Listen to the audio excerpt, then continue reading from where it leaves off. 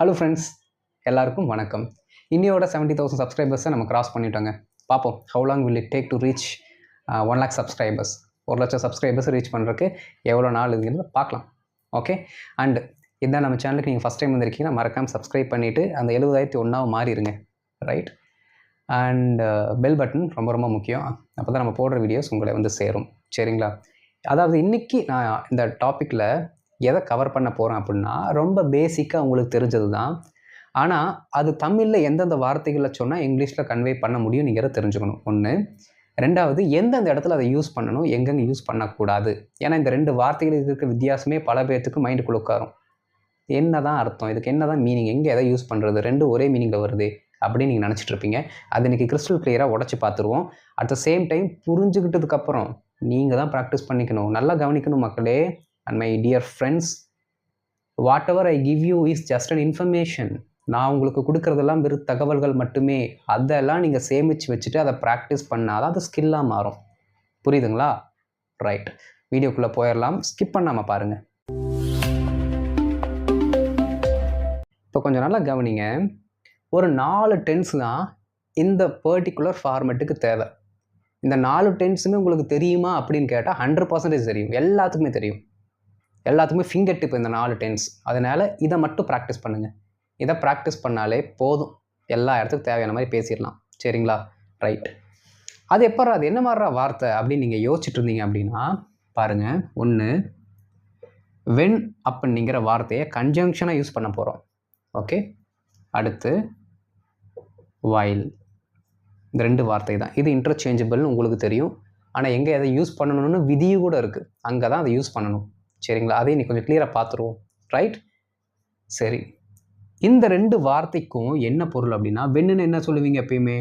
எப்பொழுது அப்படின்னு சொல்லுவோம். வென் இஸ் யுவர் பர்த்டே, உன்னுடைய பிறந்த நாள் எப்பொழுது. வென் டிட் யூ கம், எப்பொழுது நீ வந்தாய். இந்த இடத்துல எல்லாமே அது என்னவா மாறுது அப்படின்னா எப்பொழுது அப்படிங்கிற அர்த்தத்தில் வரும். ஆனால் இதை ஒரு கன்ஜங்ஷனாக இல்லாட்டி ஒரு சென்டென்ஸோட பிகினிங்கில் போட்டு அதற்கு பின்னாடி ஒரு நவுனை போட்டோம் அப்படின்னா இதோட அர்த்தம் இங்கே பாருங்கள், பொழுது அப்படிங்கிற மீனிங்கில் தான் வரும். இது ரொம்ப ரொம்ப முக்கியமான டாபிக். சரிங்களா? நல்லா கவனிக்கணும். பொழுது அப்படிங்கிற மீனிங்கில் தான் வரும். அப்போ எந்த இடத்துல வந்தாலும் பொழுது அப்படிங்கிற மீனிங் எடுத்துக்கோங்க. ஓகே, எப்போ? வென்னு இல்லாட்டி வைல், இதற்கு பின்னாடி நவுன் வரணும். நல்லா கவனிக்கணும். ஓகே, வென்னுக்கு அப்புறம் நவுன். ஃபார் எக்ஸாம்பிள் ஐங்கிற ஒரு நவுன் நான் போடுறேன். சரிங்களா? அது ஒரு ப்ரொனவுன் போட்டுக்கலாம். வென் ஐ, ஓகே, வைல் ஐ இப்படி வந்துச்சுன்னா அது சாதா சென்டென்ஸு. அதில் நீங்கள் பொழுது அப்படிங்கிற மீனிங்கில் தான் எடுத்துக்கணும். அதுவே வென் ஆம் இல்லாட்டி வென் இஸ், இந்த மாதிரி வென்னுக்கு அடுத்து ஒரு பி வேர்போ இல்லை வென் டிட் அந்த மாதிரி டூ டிட் டஸ் அந்த மாதிரி ஏதாவது வேர்ப் வந்தாலோ எப்பொழுதுங்கிற மீனிங்கில் தான் வரும். இதை ஃபஸ்ட் நீங்கள் அண்டர்ஸ்டாண்ட் பண்ணிக்கணும். சரிங்களா? ரைட், அடுத்து இது யூஸ் பண்ணக்கூடிய டென்ஸ் ஃபார்மெட் என்ன அப்படின்னா பாருங்கள்,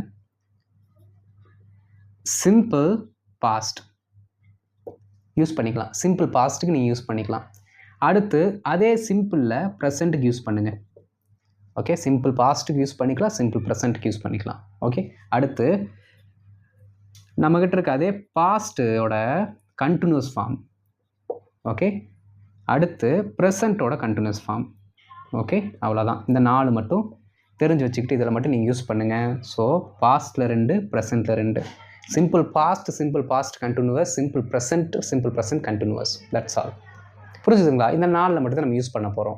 சரி, அடுத்த ரூல் என்ன அப்படின்னா, சிம்பிள் பாஸ்ட் டென்ஸையோ இல்லை சிம்பிள் பாஸ்ட் கண்டினியூஸையோ ப்ரெசன்ட் டென்ஸ் அண்ட் ப்ரெசன்ட் கண்டினியூஸில் போட்டு யூஸ் பண்ணாதீங்க. அது நீங்கள் பண்ணுற பிளண்டர். ஓகே, அப்படி பண்ணக்கூடாது. பிகினிங்கில் கரெக்டாக பேசணும் அப்படின்னா இதெல்லாம் நீங்கள் தவிர்த்துக்கணும். Okay, simple past tense and simple past continuous should not be used with simple present and simple present continuous. புரியுதுங்களா? அது கூட மேட்ச் பண்ணி பேசாதீங்க. ஒன்று பேசுனா சிம்பிள் பாஸ்ட் கண்டினியூஸ் அதை மட்டும் தனியாக யூஸ் பண்ணுங்கள். சிம்பிள் ப்ரெசன்ட் கண்டினியூஸை தனியாக யூஸ் பண்ணுங்கள். Okay, right. வென்னு எப்போ யூஸ் பண்ணணும், வைல் எப்போ யூஸ் பண்ணணும், அதுதான் ரொம்ப ரொம்ப கன்ஃபியூஸ்டாக இருக்கும். வென்னு நீங்கள் எங்கே வேணால் யூஸ் பண்ணுங்கள். பொழுது அப்படிங்கிற மீனிங் எங்கெல்லாம் வருதோ எல்லா இடத்துலையும் யூஸ் பண்ணுங்கள், தப்பு இல்லை. வைல் அதை மட்டும் பாஸ்ட் டென்ஸில், அதுவும் கண்டினியூஸ் டென்ஸில் யூஸ் பண்ணுங்கள். While must be used for the simple past continuous tense. புரியுதுங்களா? பாஸ்ட் டென்ஸு அதுவும் கண்டினியூஸ் டென்ஸில் தான் நம்ம வைல் யூஸ் பண்ண போகிறோம். ஓகே, இதுதான் இதுக்கு இருக்க டிஃப்ரென்ஸ். சரிங்களா? அடுத்து பாருங்கள், இந்த ஃபார்மெட்டை கொண்டு வரக்கு நமக்கு 2 சென்டென்ஸ் வேணும். என்ன அப்படின்னா, ஒரு சென்டென்ஸு ஏதோ ஒரு சென்டென்ஸ், அது எப்படி என்ன ஃபார்மெட்டில் வேணால் இருந்துட்டு போட்டோம், அதெல்லாம் நமக்கு தேவையில்லை. ஆனால் ஒரு சென்டென்ஸ், ஒரு முழு வாக்கியம் வேணும். ஓகே, அதை தொடர்ந்து இன்னொரு சென்டென்ஸ் வேணும். ஓகே, 2 சென்டென்ஸ் ஆயிடுச்சு பாருங்கள். ஒரு சென்டென்ஸ், 2 சென்டென்ஸ். இதில் எந்த சென்டென்ஸை அந்த பொழுது, அந்த சம்பவம் நடந்த பொழுதுன்னு நம்ம சொல்கிறோமோ அந்த சென்டென்ஸுக்கு முன்னாடி நீங்கள் அந்த வார்த்தையை ஆட் பண்ணிக்கணும். ஒருவேளை இந்த சென்டென்ஸுக்கு முன்னாடி இல்லை இந்த சென்டென்ஸோட மீனிங் அப்படி நடந்த பொழுதுன்னு வரணும்னா இங்கே வென்று போடுங்க. இல்லாட்டி இந்த சென்டென்ஸு பக்கத்தில் நீங்கள் அதை வந்து அப்பொழுதுன்னு சொல்லணும்னு விருப்பப்பட்டீங்கன்னா இங்கே நீங்கள் வென்று போட்டுக்கலாம். Okay, that is your choice. நீங்கள் எங்கே வேணும்னு நினைக்கிறீங்களோ அங்கே போட்டுக்கலாம், தப்பு இல்லை. எங்கே போட்டாலும் மீனிங் வரும், அதுதான் இதோட ஹைலைட். புரிஞ்சுதுங்களா? அப்போ 2 சென்டென்ஸ் வேணும். 2 சென்டென்ஸில் ஏதாவது ஒரு சென்டென்ஸோட ஃபஸ்ட்டில் பிகினிங்கில் வென் அப்படிங்கிற வார்த்தையோ இல்லாட்டி வைல் அப்படிங்கிற வார்த்தையோ போட்டுக்கலாம். ஓகே, அவ்வளோதான். இதுதான் கான்செப்ட். தமிழ் என்னென்ன அர்த்தம் வரும் அப்படின்னா, பொழுது ஒரு மீனிங், இன்னொரு மீனிங் வழக்கு தமிழில் பேசும் பொழுது இங்கே பாருங்கள், இந்த அர்த்தத்தில் தான் வரும். வந்தப்போ, போனப்ப. போனப்பன்னு என்ன? போன பொழுது. வந்தப்பன்னா வந்த பொழுது. நான் சாப்பிட்டப்ப அவன் வந்தான், நான் சாப்பிட்டப்பன்னா சாப்பிட்ட பொழுது அவன் வந்தான், அதுதான் அர்த்தம். வழக்கு தமிழில் பேசுகிறதோட அர்த்தத்தை புரிஞ்சுக்கோங்க. ஓகே, நான் போனப்போ, நான் போகும் பொழுது, நான் பார்த்தப்ப அது நல்லா இருந்துச்சு, நான் பார்த்தப்ப அது நல்லா இருந்துச்சு, நான் பார்த்த பொழுது அது நன்றாக இருந்தது. புரியுதா? அப்போது அந்த 2 மீனிங்கில் வரும். ஒன்று பொழுது, இன்னொன்று வந்தப்போ போனப்போ. இதுதான் நீங்கள் ஞாபகம் வச்சுக்கணும். எக்ஸாம்பிள்ஸ் போயிடலாமா? போயிடலாம். அப்போ தான் ஒரு கிளியர் கட் அண்டர்ஸ்டாண்டிங் கிடைக்கும்.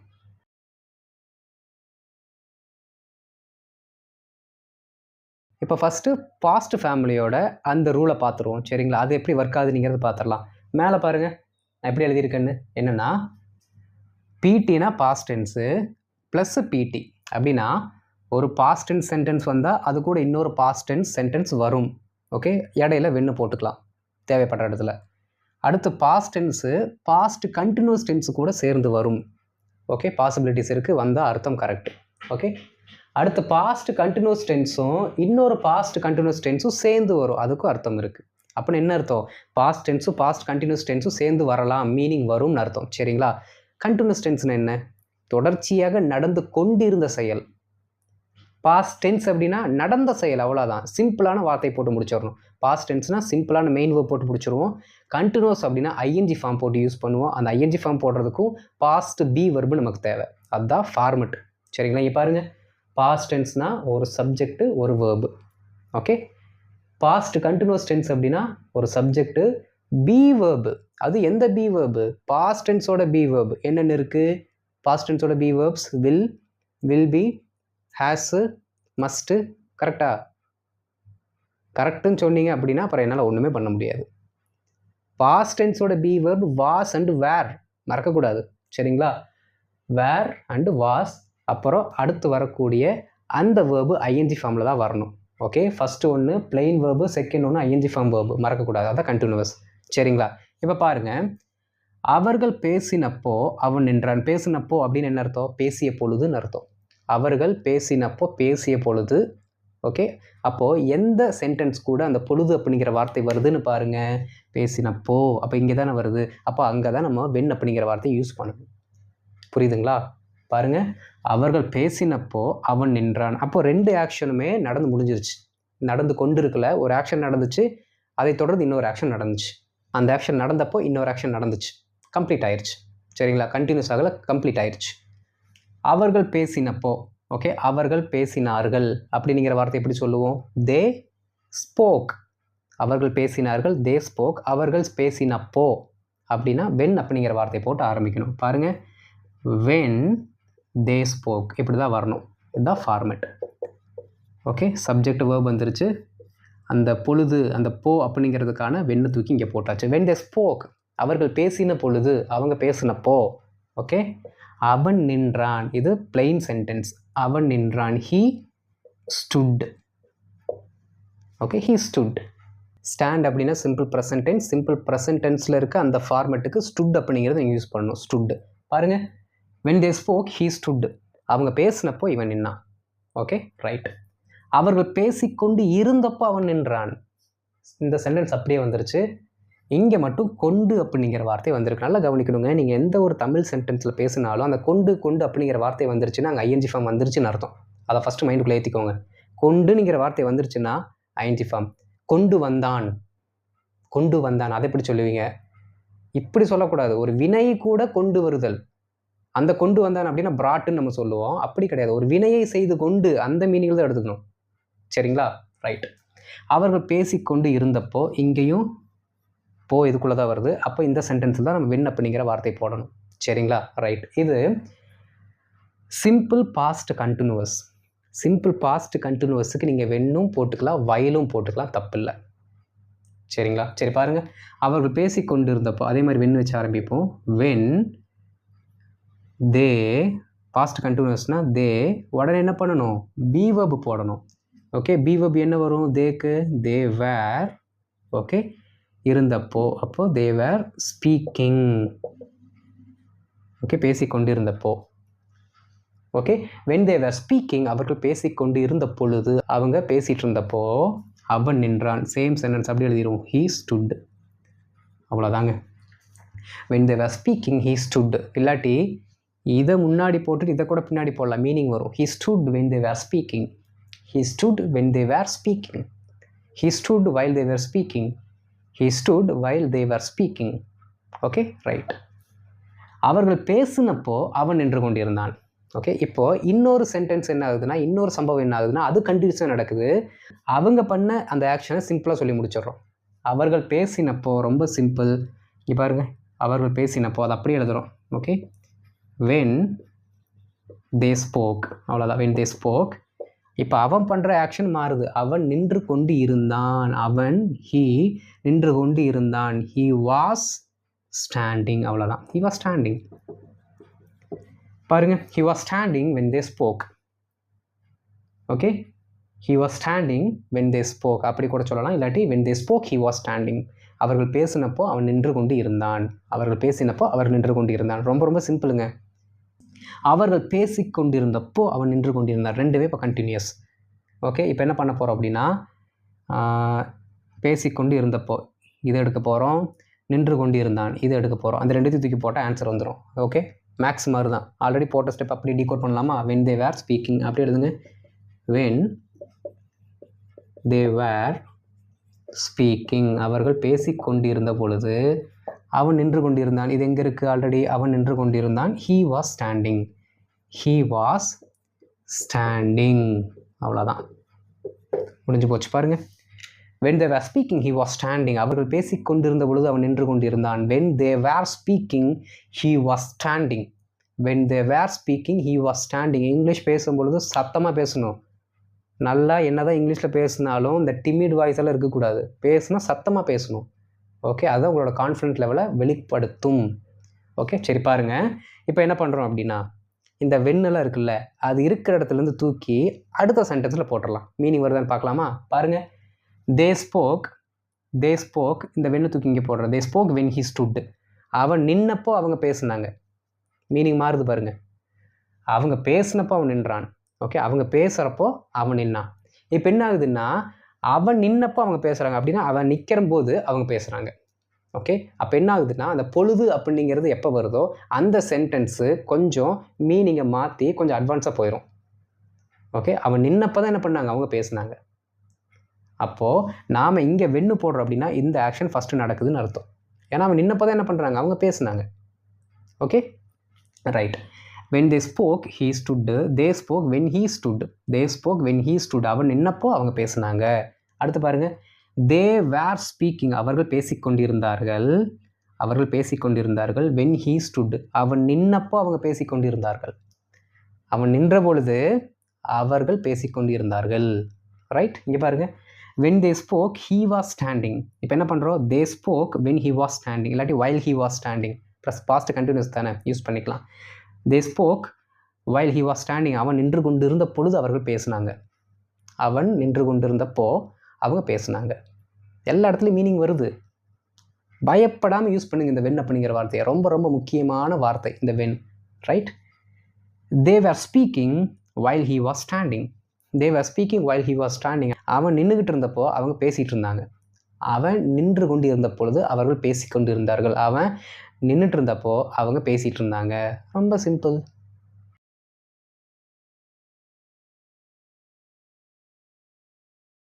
இப்போ சிம்பிள் ப்ரெசன்ட் டென்ஸுக்கு ஒரு சில எக்ஸாம்பிள்ஸ் பார்க்கலாம். ஃபார்முலா என்ன? முன்னாடி ஸ்லைடில் இங்கே இருந்துச்சுல, அதே ஃபார்முலா தான். Simple present tense, simple present tense, simple present tense, simple present continuous, அப்புறம் சிம்பிள் ப்ரெசன்ட் கண்டினியூவஸ், அங்கேயும் மறுபடியும் ப்ரெசன்ட் கண்டினியூவஸ். இந்த ஃபார்மேஷனில் நம்ம பேசிக்கலாம். சரிங்களா? சரிங்க, பாருங்க.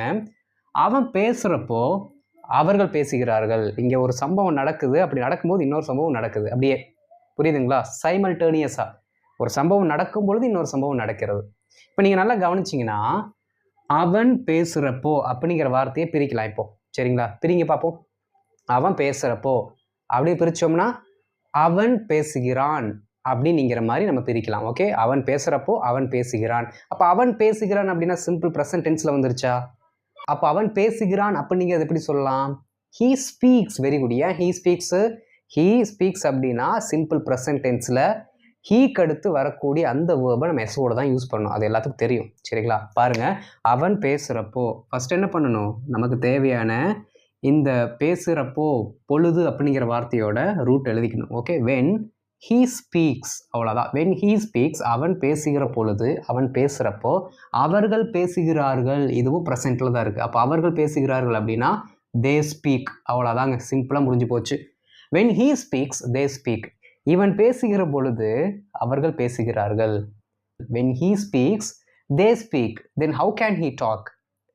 அவன் பேசும்போது அவங்க பேசுகிறாங்க, அப்போ அவனால் எப்படி பேச முடியும்? அப்படிலாம் சொல்லுவோம்ல, அதோட கண்டினியூஷனாக நீங்கள் இந்த மாதிரி ப்ராக்டிஸ் பண்ணணும். சரிங்களா? ரைட். அவன் பேசி கொண்டு இருக்கிறப்போ, இந்த கொண்டு வந்துட்டாலே நீங்கள் கண்டுபிடிச்சிருவீங்க என்னது? Continuous tense. இருக்கிற அப்படின்னு இருக்கு, அப்போ ப்ரெசன்ட் கண்டினியூவஸ். பேசிக்கொண்டு இருக்கிறன்னு வருது. ஓகே, அப்போ இருக்கிற பொழுது. ஓகே, அவன் பேசிக்கொண்டு இருக்கிற பொழுது, அப்போ வென் ஹீ ப்ரெசன்ட் கண்டினியூஸா, அப்போ என்ன பி வெர்ப் வரும்? ஹீக்கு is. Very good. When he is speaking. அவ்வளோதாங்க, ரொம்ப சிம்பிளாக முடிஞ்சுது. வென் ஹீ இஸ் ஸ்பீக்கிங், அவர்கள் பேசுகிறார்கள், தே ஸ்பீக். ஓகே, முடிஞ்சது. பாருங்க, when he is speaking they speak.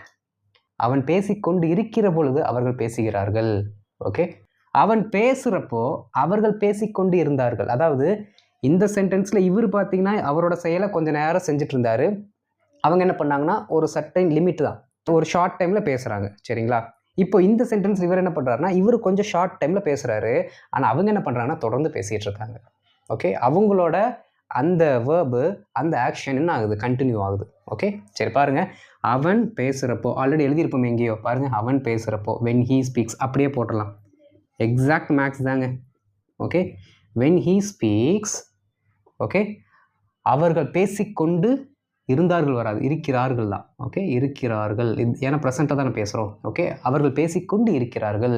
அப்போது they are speaking. Okay, they are speaking. பாருங்க, when he speaks they are speaking. When he speaks they are speaking அப்படின்னா அவன் பேசுகிற பொழுது அவர்கள் பேசிக்கொண்டு இருக்கிறார்கள். இப்போ இந்த கிளாஸ்லாம் பார்த்தீங்கன்னு வச்சுக்கோங்க, டீச்சர் சொல்லுவாங்க, what are you doing when I talk? What are you doing when I teach? Are you வாட்சிங் அ சீரியல்? ஆர் யூ வாட்சிங் a serial R what? Are you listening to me? இப்படி கேட்பாங்களே, உங்களை சொல்லலை, இப்படி டீச்சர் சொல்லுவாங்களே கிளாஸில். So அங்கேயும் பார்த்தீங்கன்னா அவங்க இந்த மாதிரி சென்டென்ஸஸ் தான் யூஸ் பண்ணுறாங்க. Okay, what are you doing when I teach? What are you doing? நான் டீச் பண்ணிட்டு இருக்கிறப்போ, வென் ஐ டீச், நான் டீச் பண்ணிட்டு இருக்கும் பொழுது நீ என்ன செய்து கொண்டு இருக்கிறாய்?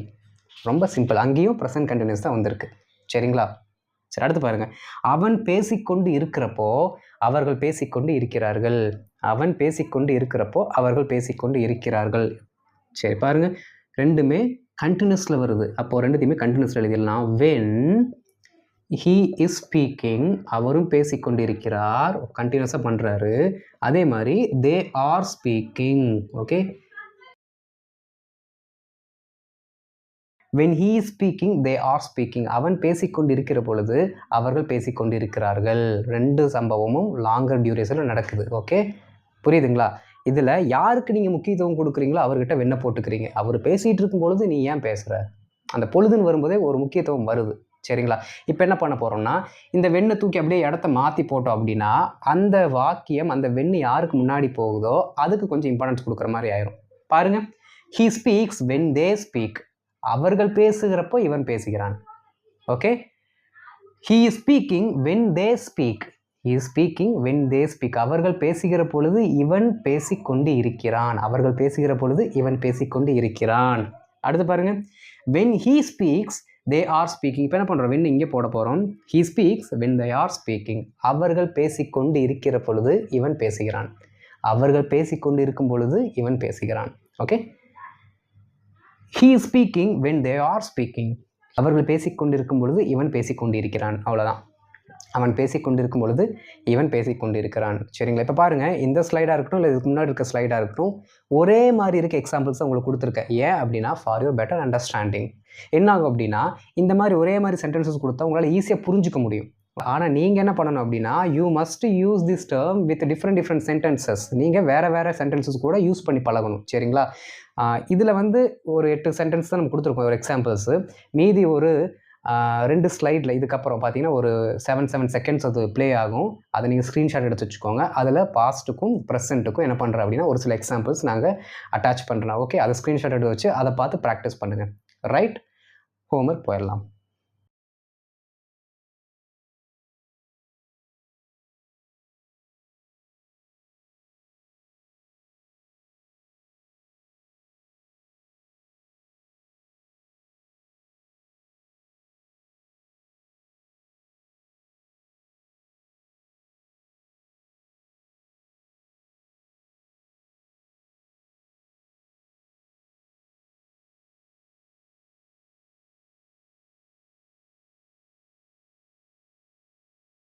இப்போ ஹோம்ஒர்க் பாருங்கள்.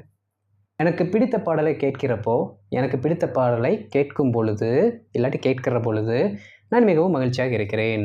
ஓகே, மேலாளர் பார்த்த பொழுது, மேனேஜர். ஓகே, மேலாளர் பார்த்த பொழுது, பார்த்த அப்படின்னாலே கண்டுபிடிச்சவங்க என்ன டென்ஷனு.